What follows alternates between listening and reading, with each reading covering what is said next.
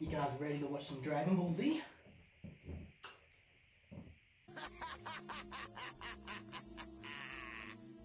Frieza, stop this! Help me!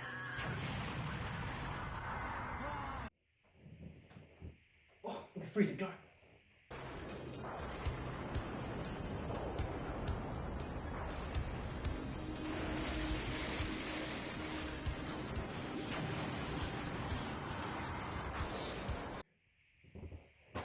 Look at you go!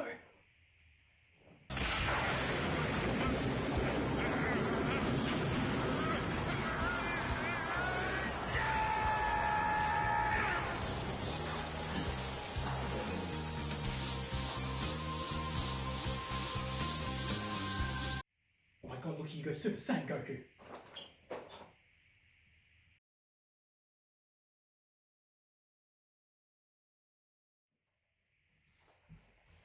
Oh, yes! You boys ready? It only took me 1,000 episodes and practically my whole childhood, but we finally reached it. We've reached the Cell arc now. Say goodbye!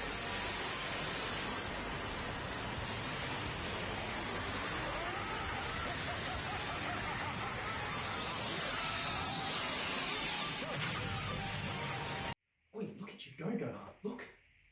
This is when you were actually good.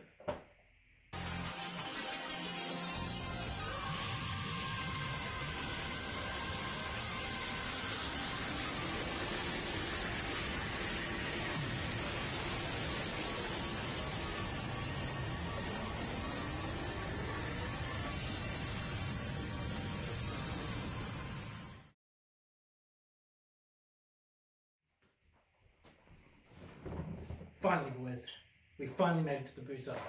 It's only taken me graduating uni and my whole life, but we've reached it. Now, let's watch some Dragon Ball. Till then.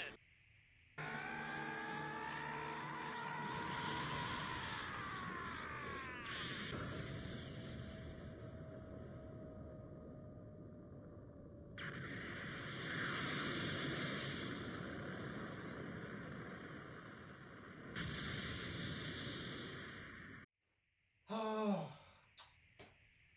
it's finally over. We finally watched all of Dragon Ball Z. It's only taken our whole life. But now, I feel kind of empty. What do we do, Gohan, Goku? It's like nothing to do anymore. It's just an empty void.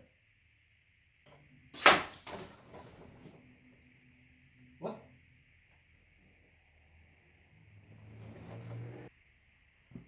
Dragon Ball Z Kakarot.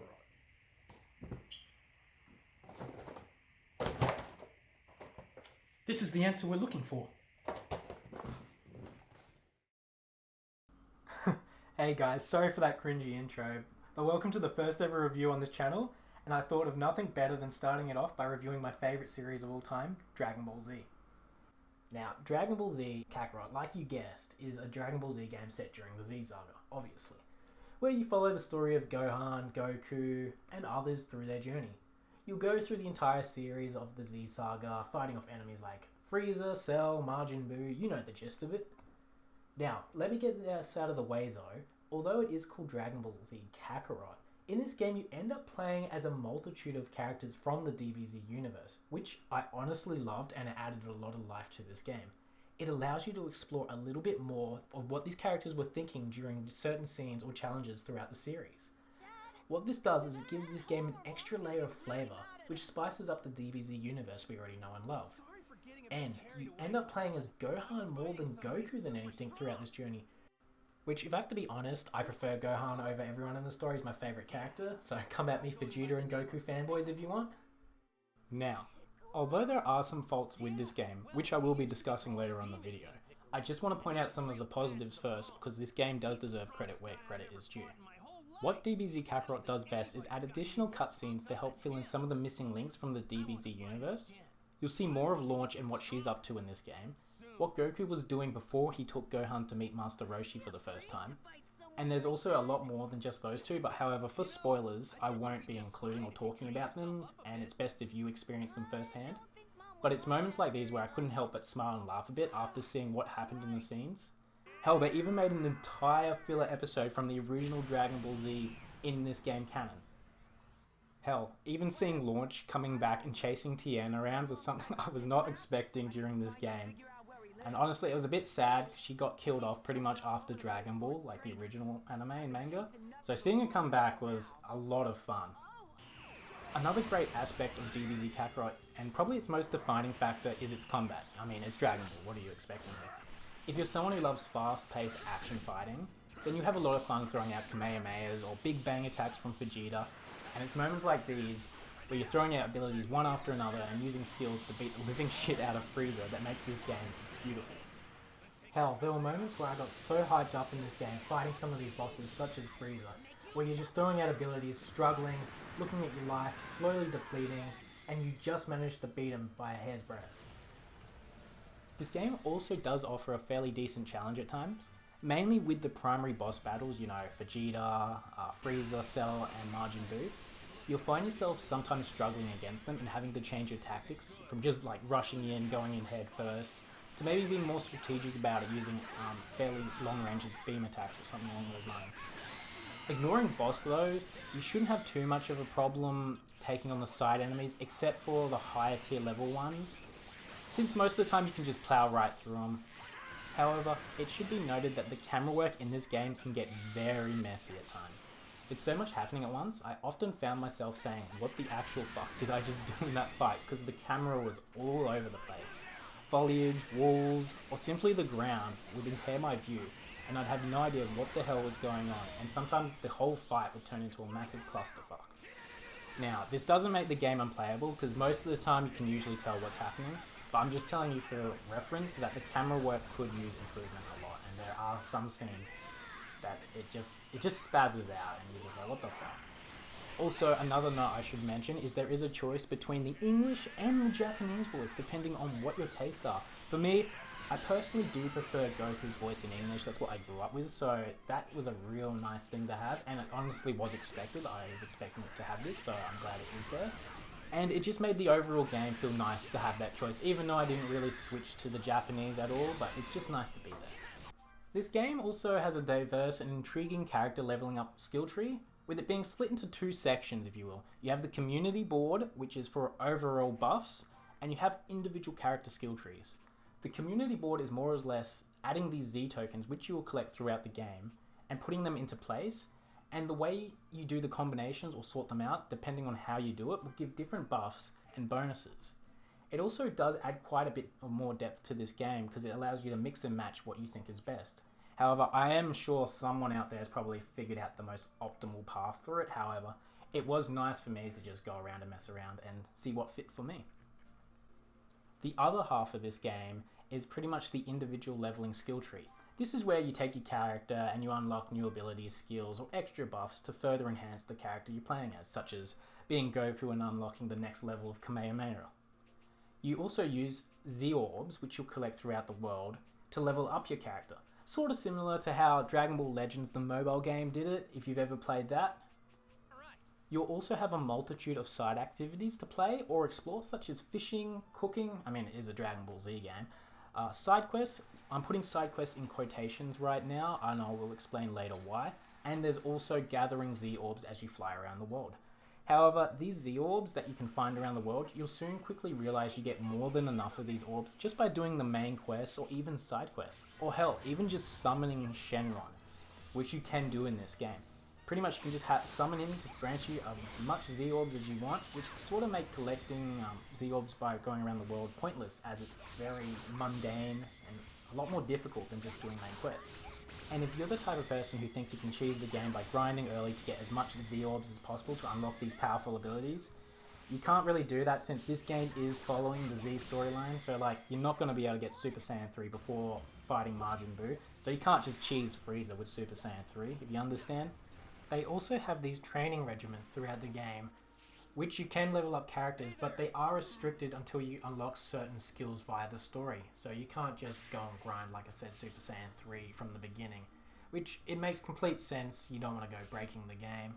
I mean, it did hurt a little not being able to do this, but I can understand. Like I said before, it makes no sense for Super Saiyan 3 Goku to just rock up to Frieza. It would just be the most pointless fight in the world, be over in 2 seconds, and it would take away sort of the niche feeling I have for that. Well, the old memories coming back of just remembering Goku transforming to Super Saiyan for the first time.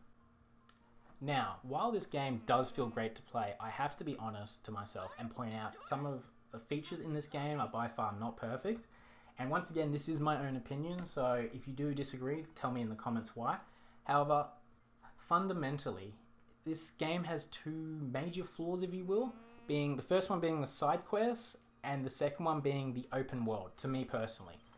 Firstly, side quests can be boiled down to 2 types. Pretty much boring ass fetch quests, or mundane fights with the same repetitive enemies over and over and over again. I swear to God, if I have to fight some Cybermen one more time, or those fucking robots that fly around the world in a side quest, I swear I'll just become Frieza and blow up the whole planet. It straight up sucks that I have to just constantly do these same repetitive missions. Go fetch said item, then go fight said repetitive enemy, rinse and repeat. There you go. That is every side quest in this game, except for a few which are just training with the main Z, or side Z characters, I should say. I mean, it is nice to see and interact with a lot of the side characters who give these side missions, because you will talk to Launch, you will talk to Android 8 from DBZ, and you have a lot of interesting conversations with them, which I didn't mind that part. I actually enjoyed talking to them. It's the missions they give you, which are really repetitive and just drained me so hard. And honestly, it became so repetitive for me. In the end, I gave up on side quests. I couldn't do them anymore. They were just too annoying, because they were the same thing over and over, and it's a shame because the actual dialogue you get with the characters before doing the missions is real nice. I enjoyed talking to these characters. It's just I didn't enjoy doing their tasks. And it doesn't help that the world fundamentally feels lifeless at times, which is my second major gripe with this game. Now sure, when you start up the game and you first look around, it feels wonderful. You get this sense of wonder. I can go anywhere, I can fly anywhere. Being able to fly and explore, lots of icons on the map, even villages and towns, orbs everywhere as far as the eye can see. It feels nice at first, but then you soon realize most of it is lifeless. Now, I said before that activities such as fishing, cooking, etc. are fun, but for me personally, they failed to help make this world feel more than what it can be.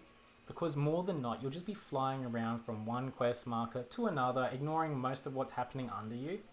You'll be filled with this sense of joy when you discover your first major city to explore, only to then realize that 5% of it you can interact with, while the other 95% of this entire city is just mindless NPCs walking around that you can't talk to or can't interact with, or you might find one who says one line of dialogue over and over.